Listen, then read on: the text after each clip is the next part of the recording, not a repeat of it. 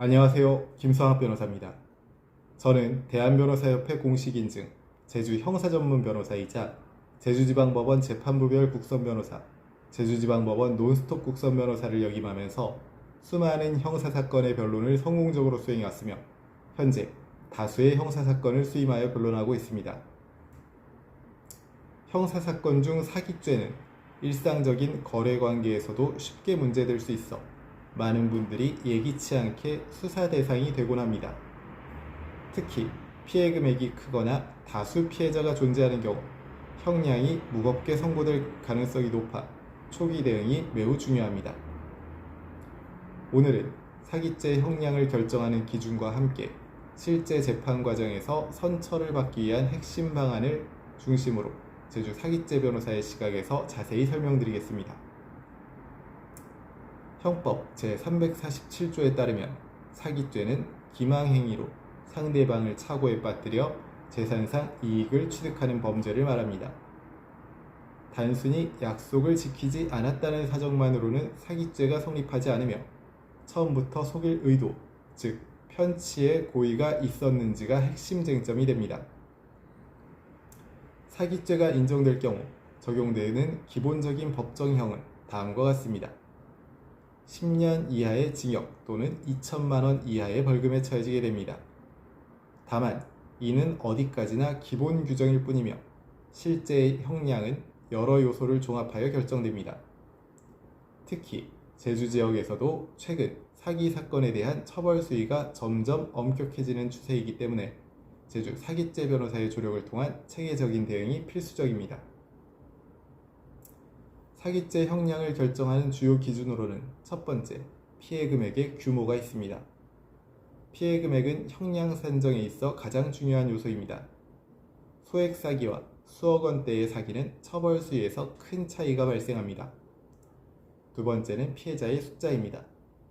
피해자가 다수일수록 범행의 사회적 위험성이 크다고 판단되어 가중처벌 가능성이 높아집니다. 세 번째는 범행의 계획성과 반복성입니다. 우발적인 범행인지 치밀하게 계획된 범행인지 여부도 중요한 판단 기준입니다. 동종 전과가 있거나 반복 범행일 경우 실형 선고 가능성이 매우 높아집니다. 네 번째는 범행 이후의 태도입니다. 수사 단계에서의 태도, 반성 여부, 피해 회복 노력은 선처 여부에 직접적인 영향을 미칩니다. 사기죄 선처를 받기 위한 핵심 방안으로는 첫 번째, 피해자와의 합의 및 피해 회복이 있습니다. 사기죄 선처에 있어 가장 결정적인 요소는 피해 회복입니다.